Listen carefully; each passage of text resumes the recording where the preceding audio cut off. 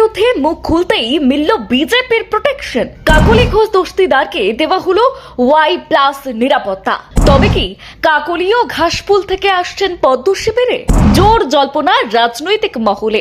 বিদ্রোহী তকমার পরেই কেন্দ্রীয় নিরাপত্তা কাকলি ঘোষ দস্তিদারকে ঘিরে নতুন জল্পনা রাজনৈতিক মহলে। সোমবার সকাল থেকে মধ্যমগ্রামের রাজনৈতিক মহলে শুরু হয় জোর চর্চা। কারণ তৃণমূল কংগ্রেসের সাংসদ কাকলি ঘোষ দস্তিদারের বাড়ির সামনে দেখা যায় কেন্দ্রীয় বাহিনীর কড়া নিরাপত্তা।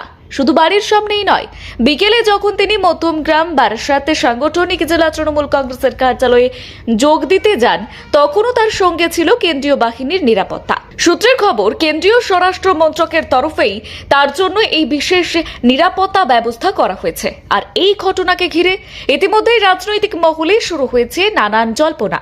কারণ রাজ্যে সরকার পরিবর্তনের পর একাধিক তৃণমূল নেতার নিরাপত্তা এবং কনভয় থামিয়ে দেওয়া হয়েছে। অভিষেক বন্দ্যোপাধ্যায় থেকে শুরু করে ফেরহাদ হাকিম, রাজ্যের বহু গুরুত্বপূর্ণ নেতার নিরাপত্তা বলয়ে কাটছাঁট হয়েছে বলেই রাজনৈতিক মহলে আলোচনা চলছে। আর সেই পরিস্থিতিতে হঠাৎ করেই কাকলি ঘোষ দস্তিদারের নিরাপত্তা বৃদ্ধি হওয়াকে অনেকেই বিশেষ তাৎপর্যপূর্ণ বলেই মনে করছেন। রাজনৈতিক মহলের মতে, একাংশের মতে এই নিরাপত্তা বৃদ্ধির পেছনে সাম্প্রতিক কিছু রাজনৈতিক ঘটনাও গুরুত্বপূর্ণ ভূমিকা পালন করতে পারে। কারণ কিছুদিন আগেই দলের অন্তরে নিজের অসন্তোষ প্রকাশ করেছিলেন কাকলি ঘোষ দস্তিদার। লোকসভায় তৃণমূল কংগ্রেসের মুখ্য সচেতক পদ থেকে তাকে সরিয়ে ফের সেই দায়িত্বে দেওয়া হয় কল্যাণ বন্দ্যোপাধ্যায়কে। উল্লেখ্য, গত বছরের অগস্ট মাসে কল্যাণ বন্দ্যোপাধ্যায় ওই পদ থেকে ইস্তফা দেওয়ার পর দলনেত্রী মমতা বন্দ্যোপাধ্যায় কাকলিকেই সেই গুরুত্বপূর্ণ দায়িত্ব দিয়েছিলেন। কিন্তু মাত্র 9 মাসের মধ্যেই তাকে সরিয়ে আবার কল্যাণ বন্দ্যোপাধ্যায়কে ফিরিয়ে আনা হয়। আর এই সিদ্ধান্তে যে তিনি মানসিকভাবে আঘাত পেয়েছিলেন তার ইঙ্গিত মেলে তার সোশ্যাল মিডিয়ার পোস্টে।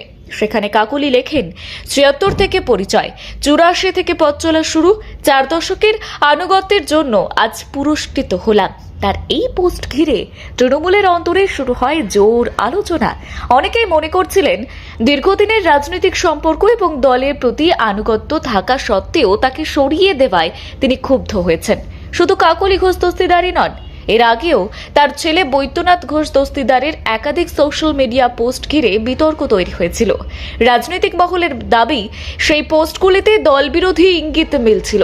ফলে মা এবং ছেলে ঘিরে বিদ্রোহী জল্পনা আরও জোরালো হয়। আর এই আবহে কেন্দ্রীয় সরকারের তরফে কাকলি ঘোষ দস্তিদারের নিরাপত্তা বৃদ্ধি নতুন করে রাজনৈতিক সমীকরণ নিয়ে প্রশ্ন তুলে দিয়েছে।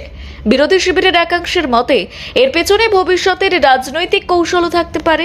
যদিও এ বিষয়ে এখনো পর্যন্ত কাকলি ঘোষ দস্তিদার বা তৃণমূল কংগ্রেসের পক্ষ থেকে তেমনভাবে কোনো রকম আনুষ্ঠানিক প্রতিক্রিয়া মেলেনি। ব্যুরো রিপোর্ট, গলসি বার্তা।